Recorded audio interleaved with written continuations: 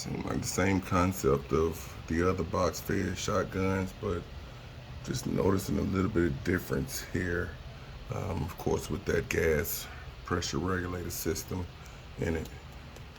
It's gonna be curious to see how all this looks inside.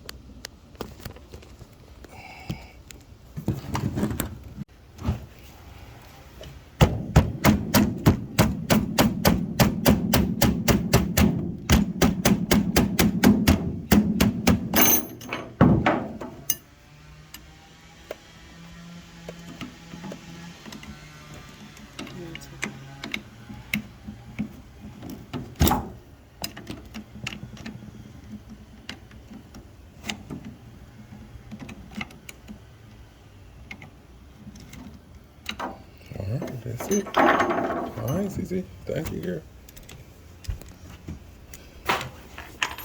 Thank you, thank you.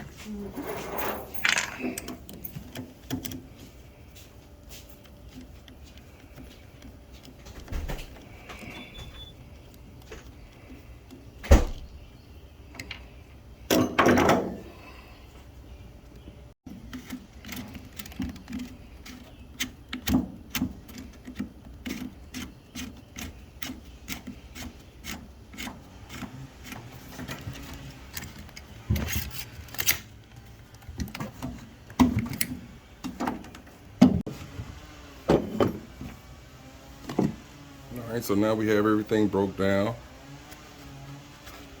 This is that polymer piece right there. This is the lower right here.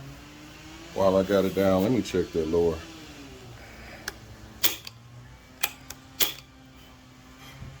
not as crisp as my other two box fed shotguns, but it ain't the worst. I think hell, even my Tavor is worse than this, but my Tavor is really reliable. But there you have it right there, that bottom, and of course the barrel assembly. It kind of looks different from the other shotguns that I have, just a little bit, you know. It does have that blowback system right there. That's the gas system right there. So when the gas travels through, boom, this is what makes these shotguns work efficiently. And make sure you have these things cleaned out. I will deburr this and make it, it's almost like a port job. I won't overdo it because you don't want to blow anything up. I'm just going to clean it up a little bit. And once again, this will be completely silver or completely gray by the time next time you see it, because I will work with this and get it cleaned up and see how it runs after that. But yeah, this is how these things compact with grease, you know. You can see it right there. I don't have the best camera in the world, but that's that shiny stuff in that corner there. That's grease. All on this boat right here. That's not gun oil. That's grease. So these things won't come out the factory firing, you know. You won't have this, of course, out of Benelli's, Mossberg's, or anything like that. But that's not to say that these things don't work.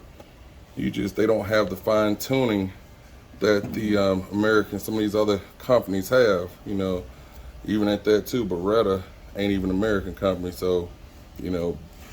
But I stand upon his name, and I also stand upon the CZ name of all Turkish things, you know, Turkish shotguns. But here you have right here, this is the Panzer Arms breakdown right here. Once I get it cleaned up, I may run a little video of things I'm gonna do with it. But once I get it cleaned up, you'll see the difference. I'll give a video of how this will look after I'm done with it also too. Thank you. All right, I'm gonna be the first, I hope, to show you how to break down this puppy here. I just got it today, and before I shoot any Turkish shotgun, I do own a couple. I take them through a process of deburring, filing down if I have to, anything that looks out of whack, and I also will polish the crap out of my innards of any gun that I have. It doesn't just have to be my Turkish, but with my Turkish you have to. But I do this to show people that these guns do work if you know what to do. A lot of them buy these guns and say, man, this thing won't fire, it kept hanging up. Well, there are a lot of reasons why, so I'm going to show you why. You know, it's going to come with a lot of grease at the end of this video that you're going to see, and this is the stuff that will hurt you when you buy these guns. So you have to have the knowledge and skill to be able to change these guns from just range toys to something that you can actually use to defend your house with. And I actually have a couple of box fed shotguns that I can definitely rely on. I spend a lot of time on the range because we have a little bit of our own land that family owns. So I do get a chance to get out whenever I want to or whenever my day is off. So I have proof. Thank you. Now for the video. So yeah, now we have everything broken down.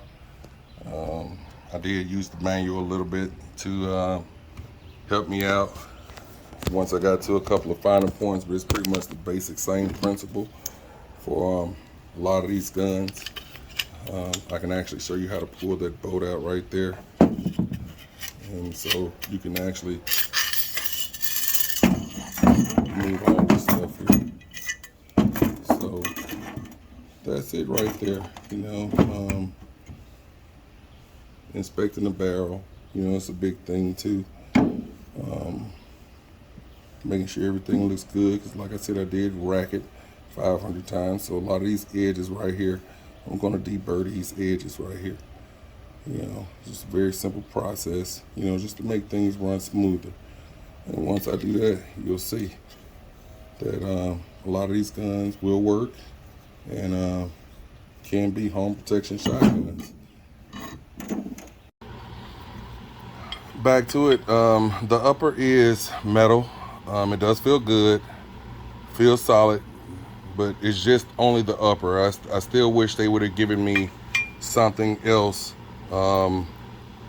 metallic or aluminum. This is not aluminum. All this feels like is a piece of steel. I'm not sure if it's stamped, or I doubt if it's stamped. It's probably machined because I can feel the edges on it. But at the same time too, you know, I still like the overall look in the gun. And hopefully with this being metal, you know, it gives me a little bit more leeway to believe in what this is gonna do. Because metal parts on metal parts is much better than metal up against that polymer, which some shotguns do come as, trust me.